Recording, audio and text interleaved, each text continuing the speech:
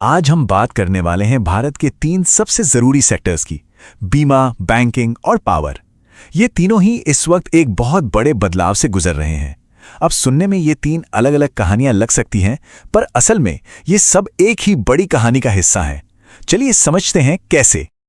सोचिए, एक तरफ कोरिया के बड़े बड़े प्लेयर्स भारत के इंश्योरेंस मार्केट में एंट्री ले रहे हैं, दूसरी तरफ आईडीबीआई बैंक के प्राइवेटाइजेशन का मामला गरमाया हुआ है, और फिर पावर सेक्टर में देश के 2 सबसे बड़े नाम एक दूसरे के सामने खड़े हैं।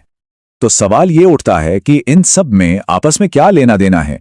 क्या कोई कनेक्शन है भी, या ये बस अलग अलग खबरें हैं? चलिए इन्हीं कड़ियों को जोड़कर देखते हैं कि भारत की इकोनॉमी आखिर जा किधर रही है।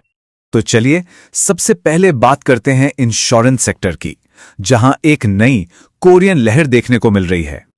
अब ये जो नाम है ना, ये कोई छोटे मोटे नाम नहीं है।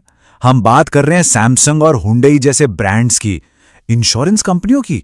सोचिए, अपने देश में मतलब साउथ कोरिया में सैमसंग फायर एंड मरीन का मार्केट शेयर 22% है और हुंडई का 18%।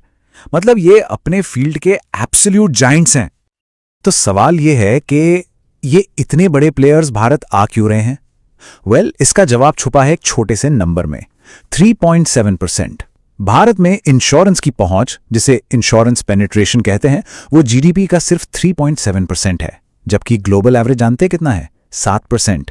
ये जो गैप है ना, यही इन विदेशी कंपनियों के लिए अरबों खरबों डॉलर का मौका है। और इस मौके पर सोने पे सुहागा तब हुआ जब भारत सरकार ने दरवाजे पूरी तरह खोल दिए, यानी इंश्योरेंस सेक्टर में 100% एफडीआई यानी फॉरेन डायरेक्ट इन्वेस्टमेंट को मंजूरी दे दी। इसका सीधा मतलब यह है कि अब इन कंपनियों को किसी लोकल पार्टनर की जरूरत नहीं, वो खुद आकर यहां अपना पूरा बिजनेस चला सकती हैं। और देखिए, यह फैसला आया भी बिल्कुल सही टाइम पर। एक तरफ उनका अपना देश कोरिया, जहां आबादी बूढ़ी हो रही है और मार्केट वो लगभग सैचुरेट हो चुका है, और दूसरी तरफ है भारत, एक युवा देश जहां लोगों की इनकम बढ़ रही है और साथ ही इंश्योरेंस खरीदने की समझ और जरूरत भी। अब आप ही बताइए, ग्रोथ के लिए इससे बेहतर मार्केट और क्या हो सकता है? लेकिन देखिए, यहां एक पेच था, प्रॉफिट कमाना। ये एक बड़ी चुनौती थी, और इसी प्रॉब्लम को सॉल्व करने में एक बहुत बड़ा रोल निभाया सबका बीमा सबका रक्षा एक्ट 2025 ने।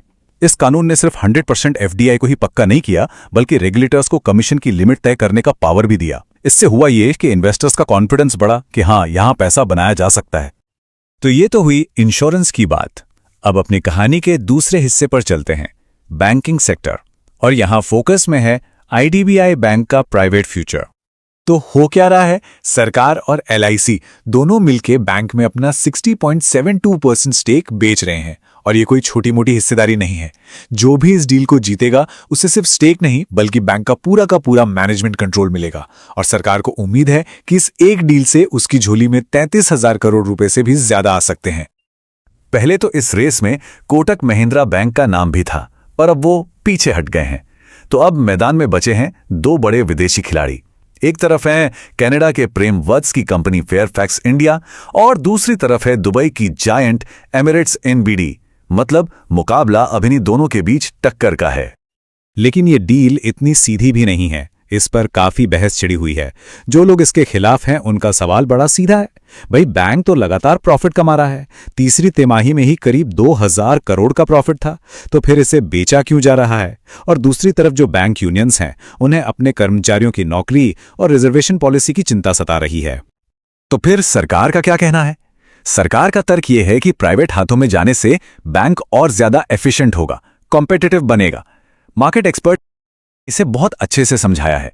वो कहते हैं कि ये सिर्फ हिस्सेदारी बेचना नहीं है, ये एक स्ट्रेटेजिक सेल है। मतलब एक ऐसा तरीका जहां आप 100 रुपए की चीज के 120 रुपए भी वसूल सकते हैं। चलिए अब आते हैं अपनी तीसरी और आखिरी कहानी पर, जो हमें ले चलती है पावर सेक्टर में। और यहां आमने सामने हैं 2 बहुत बड़े नाम, टाटा पावर और अडानी पावर। अब इन दोनों कंपनियों का गेम प्लान एक दूसरे से बिल्कुल अलग है। टाटा पावर अपना पूरा फोकस ग्रीन एनर्जी और डाइवर्सिफिकेशन पर कर रहा है। वो इन्वेस्टर्स को स्टेबिलिटी यानी स्थिरता का वादा कर रहे हैं। वहीं दूसरी तरफ अडानी पावर का बड़ा दाव है थर्मल पावर पर। वो देश के सबसे बड़े प्राइवेट थर्मल प्रोड्यूसर हैं और उनका जोर है स्केल और बेस लोड पावर पर। बेस लोड पावर मतलब वो बिजली जो आपको 2400 घंटे 7 दिन मिलती है। और दोनों के जो तिमाही नतीजे आए हैं ना, वो एक बात बिल्कुल साफ करते हैं कि एनर्जी के इस बदलते दौर में सक्सेस का कोई एक सीधा साधा फॉर्मूला नहीं है। दोनों स्ट्रैटेजी के अपने प्लस पॉइंट्स हैं, अपने माइनस पॉइंट्स हैं, और इसका सीधा असर जाहिर है उनके स्टॉक प्राइस पर भी दिखता है। हुआ ये कि 2024 की शुरुआत में जब मार्केट में गिरावट आई तो अडानी पावर के स्टॉक ने एक जबरदस्त वी शेप रिकवरी दिखाई और एक नया हाई भी बना लिया। लेकिन टाटा पावर का स्टॉक वो अपनी गिरावट का सिर्फ 50% ही रिकवर कर पाया। यह दिखाता है कि मार्केट का भरोसा किस पर कितना है और दोनों में कितना बड़ा अंतर है। तो ठीक है, हमने ये 3 अलग अलग कहानियां देख लीं, इंश्योरेंस, बैंकिंग और पावर। पर इन सबसे मिलकर जो बड़ी पिक्चर बनती है वो क्या है?